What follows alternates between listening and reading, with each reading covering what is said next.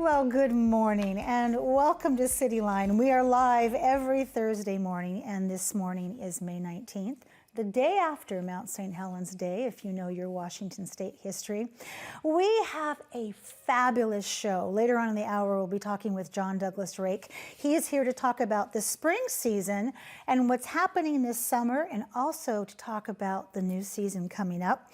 Joe Leroy, love this man. He is, of course, the president and CEO of Hope Sparks, and he is here to talk about what Hope Sparks does for their community, and they also have a gala coming up. And Katie Evans will be here to talk about the W.W. Seymour Conservatory. They have had the most beautiful reopening. The social media pictures were just fabulous, so we're going to get into that. And with me now is somebody, and I kid you not, I have known her in so many iterations for I don't know, let me think now, 24 years.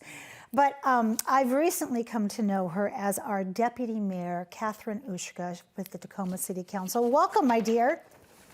Hello, thanks for having me. It's great to have you here. It's great to see you. I don't think people know that I taught your children. No, I don't think so either. No, you were, what was the play that we did? Uh-oh. The Lion, the Witch, and the Wardrobe. That's right. Yep, I remember making the spider eye mask with the pipe cleaners. That's right, yes. And I knew you in context of a mom of two very bright and busy children, and then you segued into the school board. So, oh my goodness, and here you are now, Deputy Mayor. So tell us, wait, before we start that, could you put your foot up just for a second? Let's get some shoe cam. Look at the red shoes. Okay, these, I wore them just for you. Oh my God, they are impeccable. And I think you had the best advice that you don't wear them very often because you want to keep them for a long time. That's right, that's there right. We you don't go. come across shoes like this very often. So congratulations, Deputy Mayor. So give us an idea about what are some of the responsibilities that we would not know about if we're watching our City Council study session on Tuesday afternoons from 12 to 5, and also our City Council meeting that night. For Deputy Mayor, well, the Deputy Mayor is making a lot of the motions and really just picking up anything that the mayor needs, if that makes sense. And then outside of meetings, it's also picking up anything that the mayor needs. So because I'm Deputy Mayor, and I have to just stop for a minute and say, it is a tremendous honor to be Deputy Mayor to Victoria Woodard. Yes. It's been an honor to serve with her, and it's really an honor to be Deputy Mayor with her. But for instance, when she was unable to make it to an event that featured Nancy Pelosi, I was able to go in her stead as representative of Tacoma. Oh, so darn. It's hard work, and I'm glad to have the opportunity to do it. Oh, yeah, Nancy Pelosi. Hello, my dear. It was pretty cool. I bet it was. She's amazing, yeah. So the most visible, as I mentioned, is the time that you are on television. And certainly the City Council meetings, I told you I never miss them. They were how I got to know Tacoma. TV Tacoma covers them at 5 p.m. In the Tacoma Municipal Building. Is that open to the public to walk in now and sit down, given all that we are doing with COVID? It is now open to the public to walk in. We're also doing it hybrid on Zoom, and I imagine that we'll keep doing that for time immemorial because it does allow for a lot more people to participate. It does. But yes, people can come down, and there's a scan thing that you can do to get all the materials on your phone, or you can get them the paper packets. Oh, the little QR codes. Yes. Okay. So in addition to, I see you picking up anywhere that Mayor Woodard's needs you during those meetings, and I also see you just doing things. I see you on Instagram. Yeah. You are elected to District 4, and I love talking about districts because our districts here are so diverse. Can you give us a general outline of where District 4 lies within our city? Absolutely. It is everything south of I-5 around the curve, down to 56th Street, east to Mckinley, and south and east to the Cityline. Wow. Some of the best food and the most diverse population is in there. So given that, and given that you work in that district, what are some of the challenges that are facing you right now as we sit here in District 4? Well, the challenges for District 4 are very similar to the rest of the city right now, right? We've got higher crime rates. We've got inflation. We have a population that has a lower general income than some areas of the city, and we have high diversity. We're seeing a lot of growth, which is a great thing, but we're also worried about gentrification as that's happening. Yeah. Right? Yeah. So trying to figure those things out is part of what we're doing with our work with the McKinley Hill planning that launched just a little while ago. So we're working with community to envision that whole area and the Galt area so that we can there'll be about $50,000 that people can choose some projects from in beginning, but then you set up a vision and a plan. So as the city has grants available and things like that, they can make the improvements that community wants. Oh, I love that. So you've talked about just the things that we see across the board also affect District 4.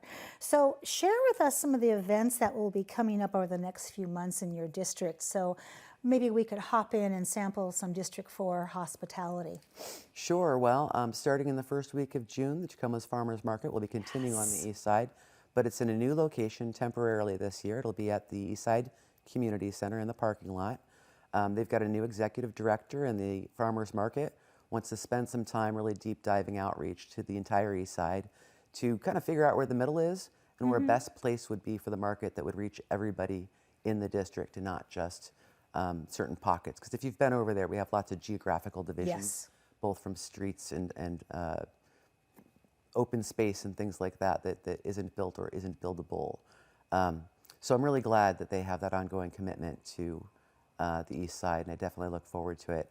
And yet I could really go on for that for a while, because I think that what's special about the east side and the 4th District is our diversity, and it's not a monolithic diversity in any way. There's really like 100 different languages within a mile of where I live, right?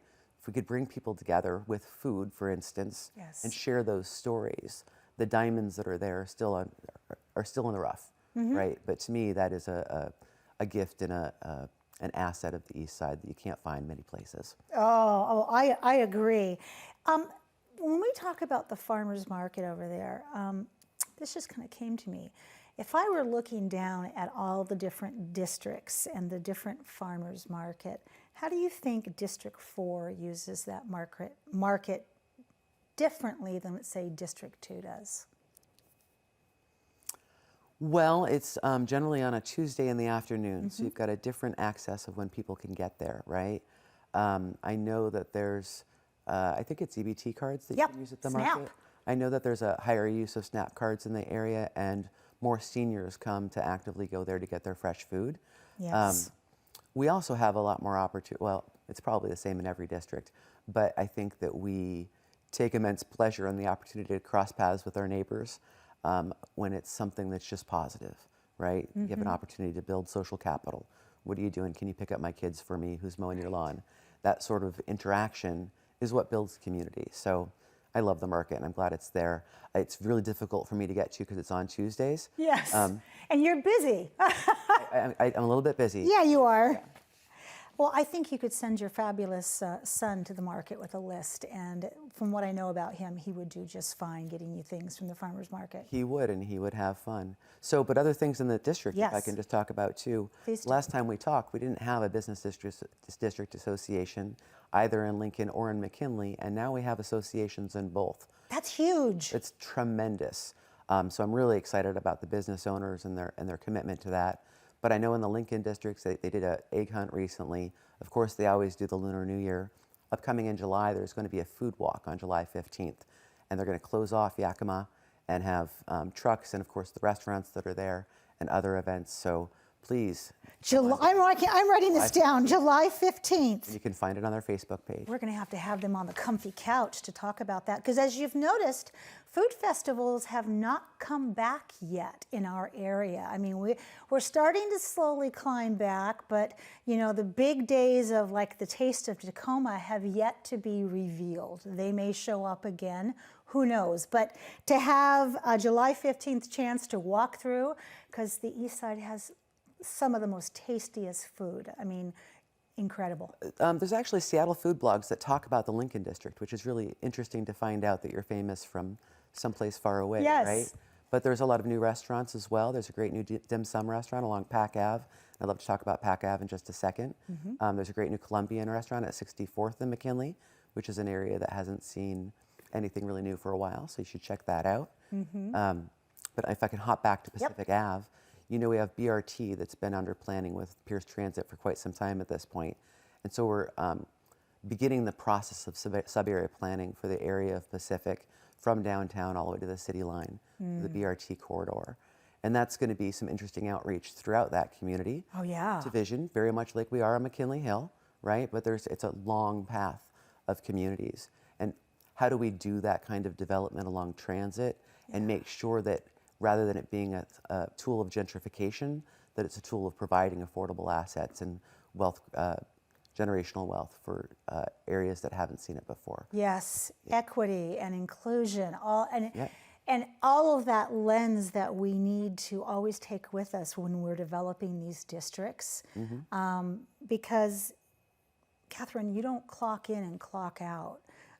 You are pretty much our deputy mayor 24/7. This is true. And I would also think that if you wanted to go someplace and have a cup of coffee and not be interrupted, you'd have to leave the city of Tacoma because you are so well known. So with that in mind, if you could, in this last minute, just give one word to describe this new council, because you guys are still relatively new, what would it be?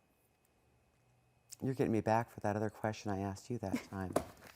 One word to describe this council would be authentic. Oh, I love that. As you are, my dear. I want to say thank you for taking time out of your busy schedule to be here today. It means a lot to me. When I look at you, I have such warmth because I go back so far with you, and you have not changed. You are the same, if not better. So it makes me sleep well at night to know that my deputy mayor, Catherine Ushka, is authentic as all get out. So Thank you, Amanda. It's so good to be with you today. thank you, my love. We have much more to come with Cityline. When we come back after just a little bit of musical chairs, Katie Evans will be here with the W.W. Seymour Conservatory. You don't want to miss that. We'll be right back.